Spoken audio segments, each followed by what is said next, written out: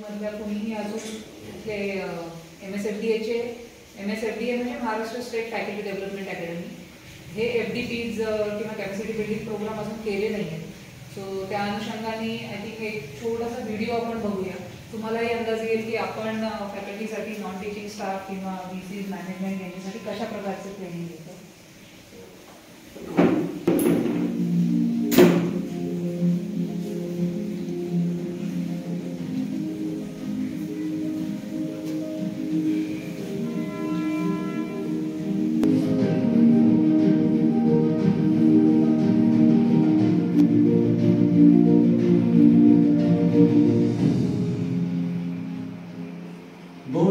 साली देशाचे पंतप्रधान माननीय नरेंद्र मोदी यांनी भारतातली आणि जगातली आगामी काळातली मॅनपॉवर रिक्वायरमेंट मनुष्य निर्मितीची गरज लक्षात घेऊन एक धोरण आणलं आणि त्यामुळे महाराष्ट्रामध्ये महाराष्ट्र अध्यापक विकास अकादमी ही आपण स्थापन केली. तर त्यांना त्यांचं एक लर्निंग जी आहे ती चांगली होऊ शकेल. मग एक परीक्षा असते आणि त्या परीक्षेची भीती आमच्या सर्वांच्या वाईट अनुभवांपैकी ती एक भीती आहे. Why should entire learning and education revolve around marks and exams? 50-60 मुलांच्या वर्गामध्ये उभं राहून शिक्षकांना प्रश्न विचारता मला कधी आले नाही. आपण प्रश्न विचारले तर शिक्षकांना कदाचित आवडणार नाही. त्यांनी काही उलटा प्रश्न विचारला तर मला त्याचं उत्तर येणार नाही.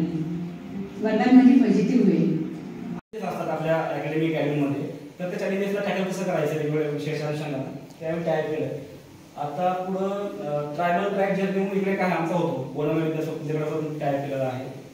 त्याच्यानंतर हाय प्लेसेस म्हणजे काय तर आम्ही leadership through outdoor based experiential activity घेतो. म्हणजे वेगवेगळ्या आउटडोर ऍक्टिव्हिटी घेतो आणि त्या निमित्तानं मग ते चॅलेंजेस असतील बाकीच्या रिस्पॉन्सिबिलिटी असतील त्याच्यावरती चर्चा होते पोस्ट होतात. आणि सगळं आम्ही हे करतो रिसोर्सेस मध्ये. तर आतापर्यंत गेल्या 3 वर्षापासून मी MSFDA काम करतोय. तेव्हापासून 13,512 सहभागी पदांनी पोहोचलेलो आहोत.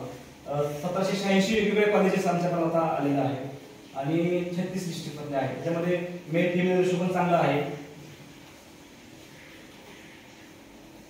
तर सगळ्यात महत्त्वाचा पॉईंट असा आहे की तुमच्या भागामध्ये तुमच्या काही नीड्स आहेत ते नीड्स आम्हाला कळावे. त्यासाठी आमचा एक नीड अनालिसिसचा फॉर्म आहे गुगल फॉर्म.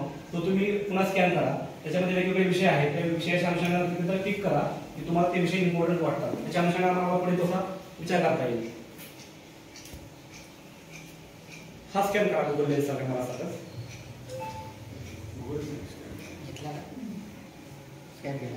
त्याच्यामधून ही माहिती घेतो आपण की रिक्वायरमेंट कोणत्या प्रकारच्या रिजनमध्ये कशा प्रकारची आहे.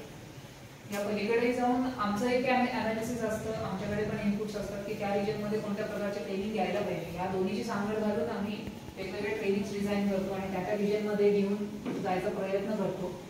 आमची अशी पण अपेक्षा आहे की तुमच्या कॉलेजमधनं पण काही लोक पुण्याला यावेत आणि त्यांनी या प्रकारचे ट्रेनिंग अटेंड करावे.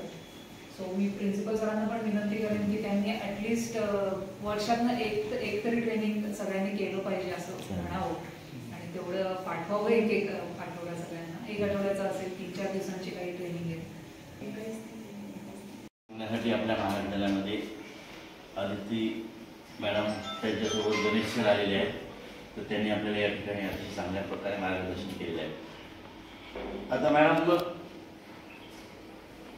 कॅश जसं आपण पाहतो की सर्वात प्रथम प्राध्यापकांचं जे प्राधान्य असते की माझं वेळेवर कसं प्रमोशन होईल मला कशी पदोन्नती मिळेल. यासाठी कोरोनाच्या अगोदर ऑफलाईन सर्व होतं व्यवस्थित होतं. तर कोरोनाच्या अगोदर ज्या ज्या प्राध्यापकांनी लिटरेचर ओरिएंटेशन केलं त्या सर्वांनी ऑफलाईन केलेलं आहे. परंतु कोरोनानंतर एक तर शासनाचं UGCचं मला काही खर्च वाचवण्यासाठी त्यांनी बिलकुल ऑनलाईन तयार केलं आहे.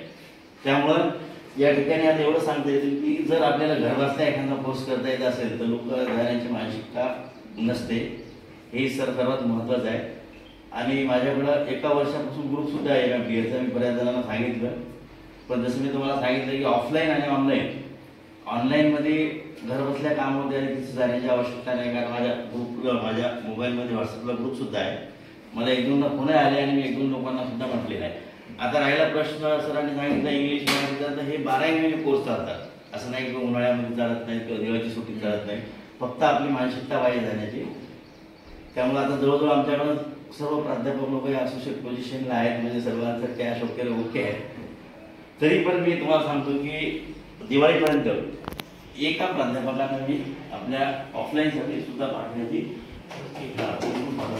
कारण कसं आहे, जसं आपल्याला माहीत आहे की नवीन शैक्षणिक धोरण आलेलं आहे. या शैक्षणिक धोरणामध्ये अनेक बदल झालेले आहेत, ओपन इलेक्टिव्ह आलेले आहेत. त्यामुळं आपल्याला जर काही गोष्टी माहीत झाल्या, कारण आता फक्त चाकोरीबद्ध अभ्यास राहिला नाही, आता आपल्याला चाकोरीच्या बाहेर जायचं आहे.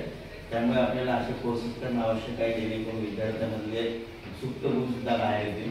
तर निश्चितच येणाऱ्या 2 महिन्यामध्ये एक प्राध्यापकांना मी या ठिकाणी पाठवतो आणि जास्त वेळ न घेता या ठिकाणी अतिथी मॅडम आपल्या महाविद्यालयात आल्या, त्यांनी या संस्थेविषयी आम्हाला सफल मार्गदर्शन केलं. त्याबद्दल महाविद्यालयाच्या वतीने मॅडमने आपले आभार व्यक्त करतो. त्याचबरोबर समन्वय गणेश सुद्धा या ठिकाणी उपस्थित आले, त्यांनी आपल्याला या ठिकाणी चांगल्या प्रकारे माहिती दिली. या कोर्सेसचं महत्त्व आपल्यासाठी तर आहेच, परंतु विद्यार्थ्यांना याचा कसा फायदा होईल, आपल्याला कसं इम्प्रूव्हमेंट करता येईल, या ठिकाणी आम्हाला मार्गदर्शन केलं. त्याबद्दल मी आपले सुद्धा महाविद्यालयाच्या वतीने मार्गदर्शन करतो आणि सर्वांचे या ठिकाणी आभार व्यक्त करून मी या ठिकाणी थांबतो. धन्यवाद.